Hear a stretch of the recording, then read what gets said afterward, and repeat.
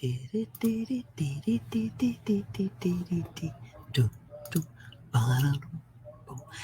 kia ora, Helen Brahms here, coming to you live from Sun City in Arizona. Hope you're all having a, hang on, my thing's not sizing it. There we go. Hope you're all having a super fantastic, sparkling start to Winning Wednesday. Yes, that day of the week where we get to celebrate a lot of wins. I just got off an accountability call with my accountability coach, and we talked about my wins for the week, about stuff that I've got coming up, what goals I've got for this week. Oh, love that, because I got to celebrate early. And then I got off there about half an hour ago or so, and then I start doing some work and things, and I'm like, oh, did I do my live today? So I had to go have a look on Facebook. Nope, did not do my live. And I was like, oops, better get that done.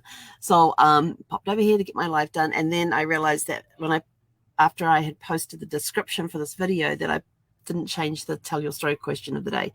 So for 2 days in a row, you're getting the same question. I figured that's all we're going to do. So I came across this really cool quote about winning. And we're going to talk about 5 ways to develop a winning mindset. But this quote is very important because I saw it and I thought, I need to use that. I need to read this quote out on Winning Wednesday. Nelson Mandela once said, I never lose. Either I win or I learn. Think about the power of that. I win or I learn. I don't lose. So what are you doing? So when we talk about 5 different ways that you can develop a winning mindset, number 1, focus on the outcome. What is the outcome you're wanting to achieve? And focus on it. Because when you're focusing on that, you've got that finish line in mind. You're not being distracted by what other people are doing. You are still open to opportunities, but you're not getting distracted by, like if you're in a race. If you think about those that are running races and things, when they like the 100-meter dash, I mean, oh my gosh, that's just such short focus for like, what is it? I don't even know what the record is anymore, like about 9 seconds or something. They are focused on the finish line. They are not looking at the competition running out. They are in there and they are running their best. They're running their fastest. And some of the athletes actually break their own personal records. They may not win the race, but they break their own personal records because they've stayed focused on that finish line. That's where they're going, and they have run their hearts out. And when you think of those people who have posted their personal best, that's a win. They may not have run the main race, but they won because they focused on the outcome of getting across that finish line in the fastest time they were capable of, and they beat their personal best record. So think about that. When you think about athletics, like the Olympic Games and stuff, there are a lot of people in the Olympic Games who break their personal best records, but none of them appear none of them may appear. Some of them do, but most of the ones that break their personal best records do not actually appear on the medal platform. Some do, some don't. But they're focused on the outcome of the race, or the outcome of their throw or their toss or whatever. Like if they're throwing a javelin, how far do they normally throw it? And then they end up throwing better than their personal best. And it's like, yes, it may not be enough to win, to win the event, but they personally have won. So focus on the outcome. Number 2, do whatever it takes legally. No excuses. Don't quit. Are you prepared to do whatever it takes? Sometimes you have to give up other things in order to get what it is that you want.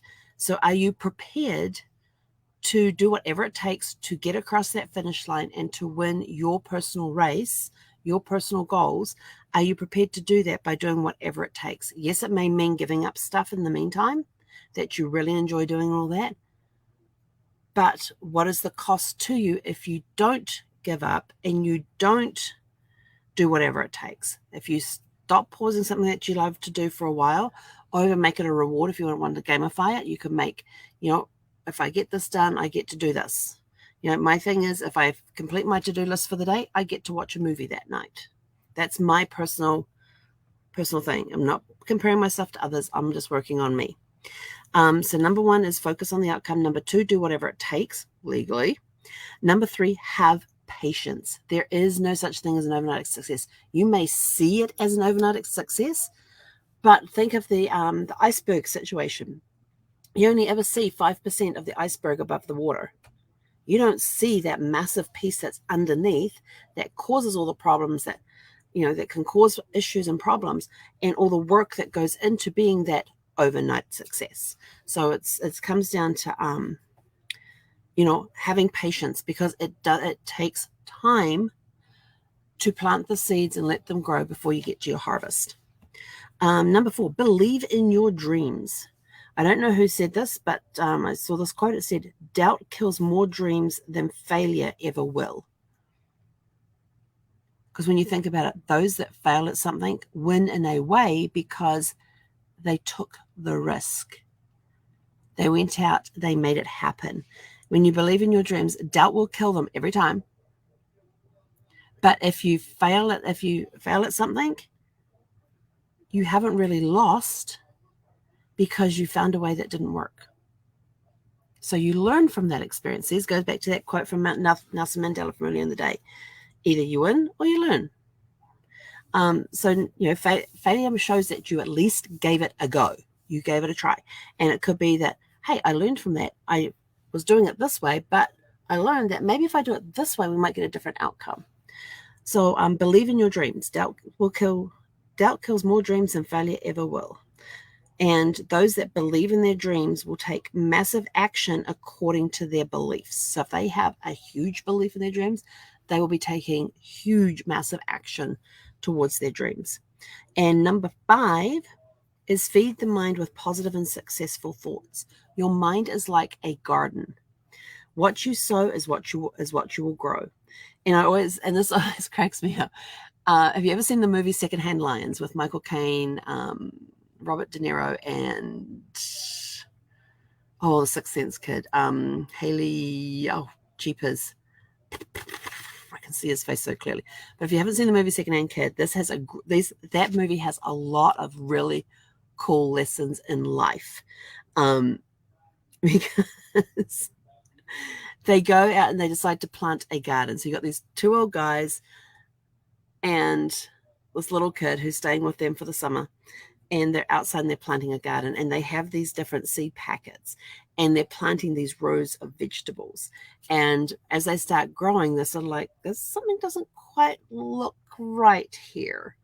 And it turned out every seed packet had corn seeds in it. Now, they were expecting tomatoes and potatoes and carrots and all these other beautiful vegetables, and they thought they'd only sown 1 row of corn. The entire garden was corn. So what you sow is what you will reap. So if you're sowing, if you can't plant, you won't get corn if you plant carrot seeds. You won't get carrots if you plant corn seeds. So, what are you planting? If you want to be successful and you want to have that winning mindset, what are you putting into here?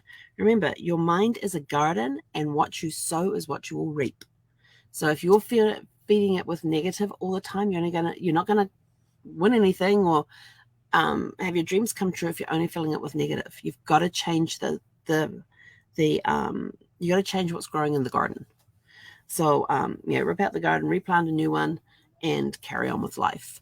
But that's it. So that's it for the 5 things. Focus on the outcome, do whatever it takes legally, have patience, believe in your dreams, and feed the mind with positive and successful thoughts. And always remember, Nelson Mandela said, I never lose. Either I win or I learn.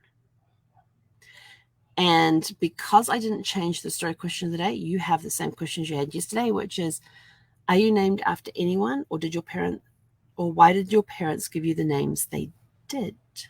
And our question last night that we had on Family Tree Answers was all about naming customs, different customs for different countries. But it was surprising when you actually study it, a lot of them are based on the same principle in a way, with slight tweaks here and there.